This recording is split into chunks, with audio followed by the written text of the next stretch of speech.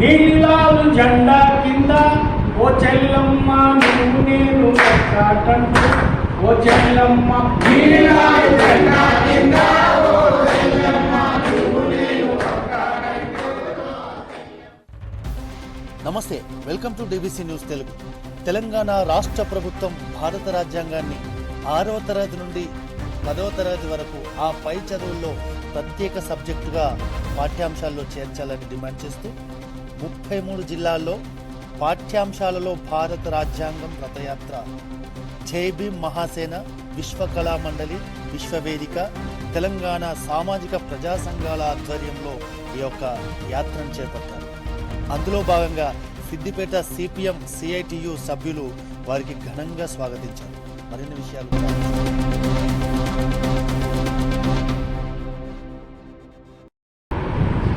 మరి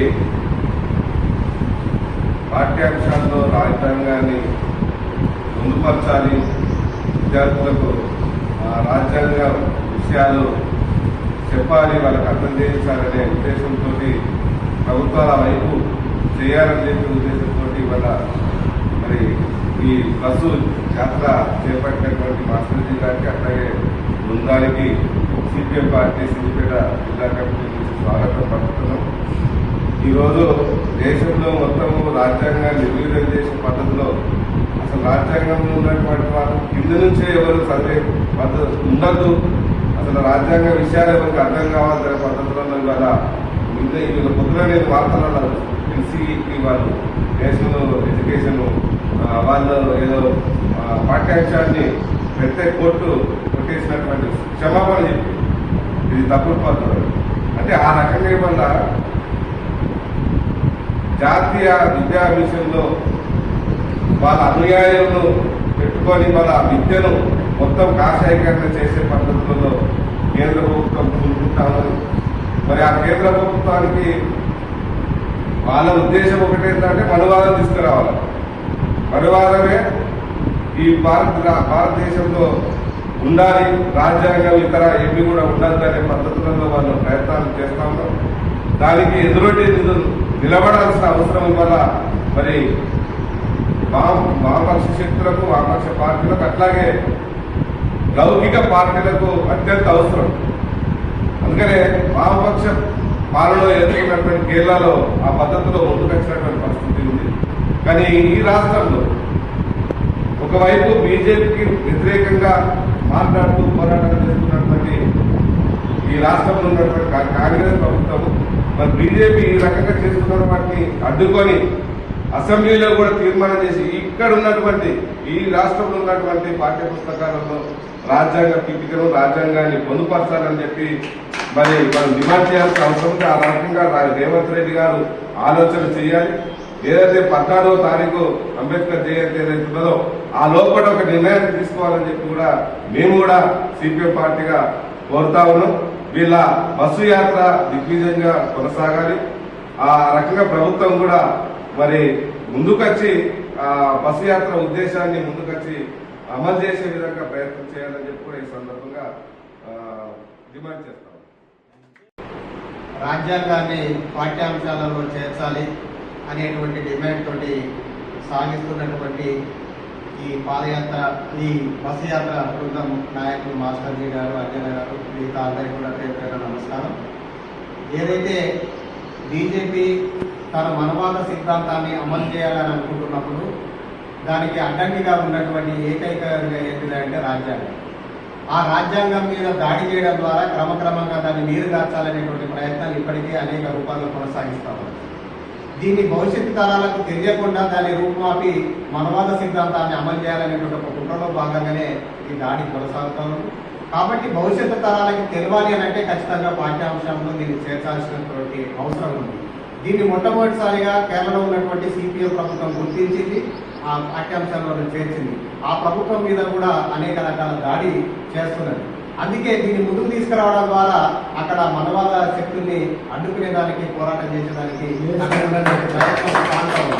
ఈ ప్రయత్నం లౌకిక పార్టీగా చెప్పుకుంటున్నటువంటి కాంగ్రెస్ ఈ రాష్ట్రంలో అధికారంలో ఉంది కాబట్టి వాళ్ళు నిరూపించుకోవాలి, వాళ్ళ చిత్తశుద్ధి నిరూపించుకోవాలంటే దీన్ని పొందుపరచాల్సినటువంటి అవసరం ఎంతైనా ఉందని చెప్పేసి ఈ సందర్భంగా మేము డిమాండ్ చేస్తున్నాం. అదే సందర్భంలో ఈ రోజు రాజ్యాంగం కనుక లేకపోతే ఇక్కడ అణగారిన వర్గాల మీద తీవ్రమైనటువంటి దాడులు జరిగేటువంటి అవకాశం జరుగుతున్నాయి కూడా. ఎందుకంటే ఉత్తరాది రాష్ట్రాలలో మనం చూస్తా ఉన్నాం, అక్కడ ఆటవిక పాలన కొనసాగుతూ ఉన్నది. మనువాదమే ఎజెండాగా దళితుల మీద, గిరిజనుల మీద, మైనార్టీల మీద, మహిళల మీద, ఈ ఆదివాసుల మీద తీవ్రమైనటువంటి దాడులు జరుగుతూ ఉన్నాయి. అంటే ఈ రాజ్యాంగం కనుక లేకపోతే ఇక్కడ సామాన్య ప్రజలు, దళితులు, గిరిజనులు, అనగానేటువంటి వర్గాలు, ప్రజలు, తరగతులు బతికేటువంటి ఛాన్సే లేనటువంటి పరిస్థితి ఉంది.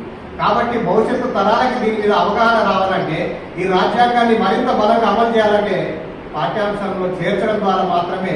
ఎందుకంటే ఈ దేశ భవిష్యత్తు తరగతి గదులలో నిర్మాణం అయ్యేటువంటి అవకాశం ఉంది.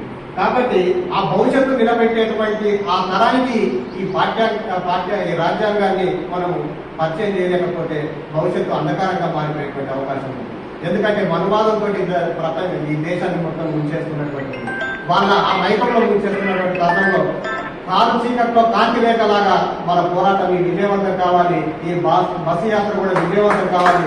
అందుకోసం మాస్టర్జీ గారి పాటలు చాలాసార్లు విన్నాం, పాడడం చాలా ప్రేమ పొందాం. పల్లె పల్లెలో దగ్గర పోయినా అనేటువంటి పాట, అట్లాగే చాలా పాటలు మేము పాడినటువంటిది ఉంది.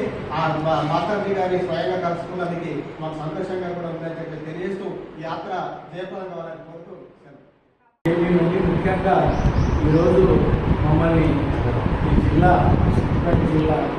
సిపిఎం పార్టీ నాయకులు గోపాలస్వామి గారు, శేషరావు గారు, సిస్టర్ శిరీష గారు మమ్మల్ని ఇక్కడ ఆహ్వానించి మాకు ఆప్యాయంగా సన్మానం చేసే వారికి ఎవరెవరి కృతజ్ఞతలు ఉంటాయని తెలియజేస్తూ, మరి మిత్రులారా మేము ఎన్నాళ్ళుగానో కలవగలుగుతున్నాము. ఆ మధ్యలో బిఏలకు వచ్చినప్పుడు మేము పూర్తి సహకారంతో పనిచేస్తాము. మరి అలాంటి పరిస్థితి ఎప్పటికీ ఉండాలని కోరుకుంటూ చిన్న పల్లెలు.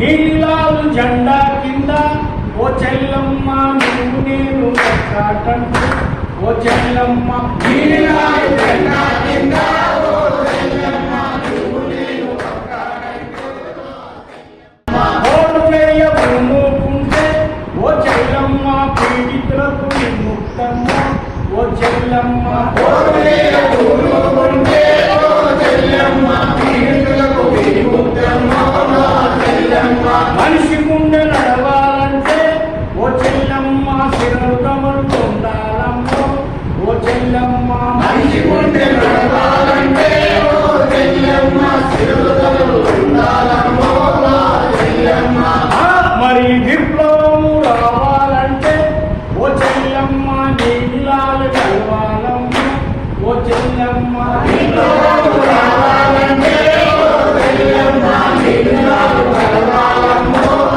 చెల్లమ్మ నీలాలు కలవాలమ్మో, చెల్లమ్మ నీలాలు కలవాలమ్మో, చెల్లమ్మ. రాజ్యాంగ ప్రజలారా, మీ అందరికీ ముందుగా జైవిలాల్సలం.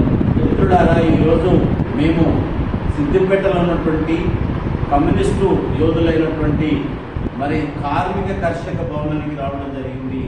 మాకు రెడ్డి అన్న గారు, అదేవిధంగా శశిధర్ అన్న గారు మరియు ఇక్కడ ఉన్నటువంటి మల్లారెడ్డి గారు మరి మమ్మల్ని ఆహ్వానించి, మా రథయాత్రను ఆహ్వానించి వారు మాకు ఇంత సన్మానం చేసినట్లు మరి ఈ కార్యక్రమం చేశారు కనుక వారికి జైవీ మహాసేన మానవ హక్కుల పరిరక్షణ సంఘం, అదేవిధంగా విశ్వజన కళామండలి విజ్ఞాన వేదిక తరఫున ఖచ్చితంగా మేము మీకు ఎప్పటికీ కూడా మీ యొక్క పోరుబాటును నడపడానికి మేము సిద్ధమని, అవసరం అనుకుంటే దేనికైనా మేము సిద్ధంగా ఉన్నామని చెప్పేసి, ఒకప్పుడు మేము కమ్యూనిస్టులుగా బ్రతికామన్నటువంటిది కాదు, మేము ఖచ్చితంగా కమ్యూనిస్టులుగా బ్రతుకుతున్నాము అన్నటువంటిది మాత్రం నిజం అని చెప్పేసి మనస్ఫూర్తిగా ఒప్పుకుంటూ, మరి ప్రజలారా, రేవంత్ రెడ్డి గారు గుర్తించండి, ఒక పక్క కమ్యూనిస్టులు, ఒక పక్క బహుజనవాదులు, వీళ్ళంతా కూడా ఏకమై ఈరోజు ఈ రథయాత్రకు స్వాగతం పలుకుతున్నది.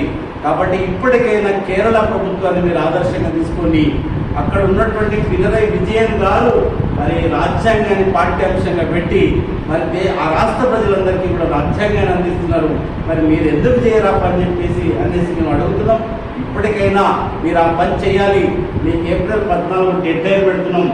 ఆ రోజు జరిగే ఏ కార్యక్రమానికైనా మీరే బాధ్యత వహించాల్సి వస్తుందని చెప్పేసి ఈ సందర్భంగా మిమ్మల్ని హెచ్చరిస్తూ మాకు ఈ కార్యక్రమాన్ని ముందుండి మాతో కూడా ఉండి 75 ఏళ్ళ మహామనిషి, మా శిల్పి, మహా విప్లవకారుడు మరి అందరూ కూడా మరి ఆయనకు తోడుగా బ్రహ్మరథ పడుతుంటే మాకు ఎంత బలాన్ని ఇస్తున్నాడో మా మాస్టర్జీ గారు. కాబట్టి మా మాస్టర్జీ గారిని ఈ ఉద్యమాన్ని మాకు రథసారథిగా ఉన్నాడు కాబట్టి ఆయన ప్రత్యేకంగా